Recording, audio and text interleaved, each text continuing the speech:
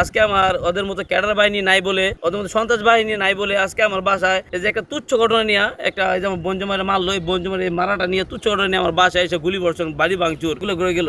আমরা কথা বলতে ভয় পাই। কেন ভয় পাই? এই যে কালকে একটা ঘটনা ঘটছে, কেউ কাউরে চিনে না।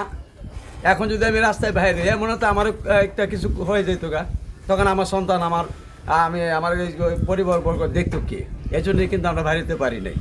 তাই আমরা চাই যে আপনাদের কাছে অনুরোধ, আমরা চাই এটাই যে এলাকায় খুব শান্তি হোক, শান্তি বসতের মাধ্যমে বাকি জীবনটা চলে যেতে পারি। ঘটনা ওনারা ওইদিকে ওই রকিকে বাড়িতে যে প্রথমে হামলা করছে, হামলা করার পরে দিয়ে মনে করেন আমি এখানে আইসা দোকান বন্ধ করে দিছি, বুঝতে আমরা এখানে সামনে গাড়ি দিছি।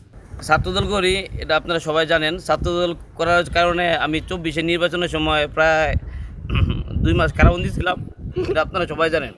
কিন্তু আজকে যে ঘটনাটা ঘটলো, এটা আমি যা আপনারা সবাই জানেন যে আমি ব্যবসা করি, ছাত্রদল করি মন থেকে, ছাত্রদল বিএমপিকে ভালোবাসি, এই জন্য ছাত্রদল করি।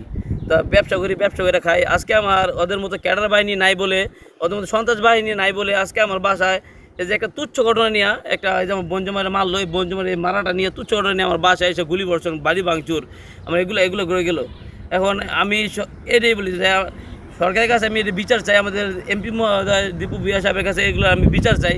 আজকে আমরা যারা দলের জন্য এতটুকু করছি, এত কিছু করলাম, জেল জুলুম কাটলাম, বাড়ি ভাঙচুর হলে ওই সময় বাসায় থাকতে পারি নাই। আজকে আমাদের কোনো মূল্যায়ন নাই। আজকে যারা 5 তারিখে পড়াইছে রাজনীতি করলো, যাতে আওয়ামী লীগের সাথে পূর্বে যারা সংযুক্ত ছিল, ওরা সন্ত্রাসী বাহিনী নিয়ে আজকে আমাদের বাড়িতে ভাঙচুর হয়। এটাই আমি আমাদের এমপি মহোদয়ের কাছে এটা আমি বিচার চাই। ওর বয়স 12 থেকে 13 বছর। আর পুষ্করিণীতে গোসল করতেছিল। তারপরে এই ছাত্রদলের যে নামদারি ছাত্রদল আকাশ রাকিব আর ছোটো ভাই আমার হুন্ডারে বসছিল। আমার এই চাচাই বলছে যে তোমরা হুন্ডার থেকে এই নাইমা বসো, এই নাইমা সর, হুন্ডারের সমস্যা আছে। তারপর ওরা 4-5 জন মিলে আমার এই চাচারে মারতেছে। আর আমি পুষ্করিণীতে আসছিলাম গোসল করতে, ওই সঙ্গে উঠলাম। ওইটা ওদেরকে এই আমার চাচার চর দিলাম একটা, ওরা একটা চর দিয়া মানে দুই দিকে আর কি এই সমাধান করে দিলাম। তারপর আকাশ আমার ফোন দিল, ফোন দিয়া বলতেছে তুই কই আসছিস, তুই আমার এই ফলাফান মারছস, তুই এই শোরুমের জায়গায় আমি তোর লগে কথা কমু, তোর সমস্যা বানায়। পরে আমি বললাম যে ওই জায়গায় তো যেতে পারবো না, আমি আমার এই রকিবের বাড়ির ওই জায়গায় আছি, আমরা ওই জায়গায় আসো কথা বলি। পরে আমরা এই 4 থেকে 5 জন বসে ছিলাম। 30 থেকে 40 জন আইসা অতর্কিত হামলা, এই যে আমার এখানে তারা চাপাটি, চাইনিজ কুড়াল, তারপরে এই সুইচ গিয়ার ওইগুলা নিয়ে যেভাবে বাড়ছে সেইভাবে আমার উপরে হামলা করছে। আমার হাতে বুকে হাত হয়েছে, আমরা 2 জন, আমি এবং আমার ছোটো ভাই। আর অস্ত্র নিয়ে আসছে আপনার এই চাইনিজ কুড়াল, তারপর আপনার হলো সুইচ গিয়ার, একটা এই 2 থেকে 3টা রুল নিয়ে আসছে। তারপরে আসছে আপনার পিস্তল নিয়ে 5 থেকে 6 জনের কোমরে পিস্তল। আমরা তো আর জানি না ওরা আমাদের উপর হামলা করব।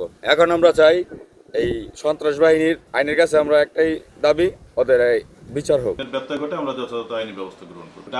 একটা ডাকাতির ঘটনা বিগত সপ্তাহখানেক আগে ঘটেছে মধুখালীতে। আমরা সেটা ডাকাতি মামলা নিয়েছি এবং মামলা তদন্ত প্রক্রিয়া অব্যাহত রয়েছে। আমরা 3 জন সন্দিগ্ধ ব্যক্তিকে এই ঘটনায় আটক করেছি।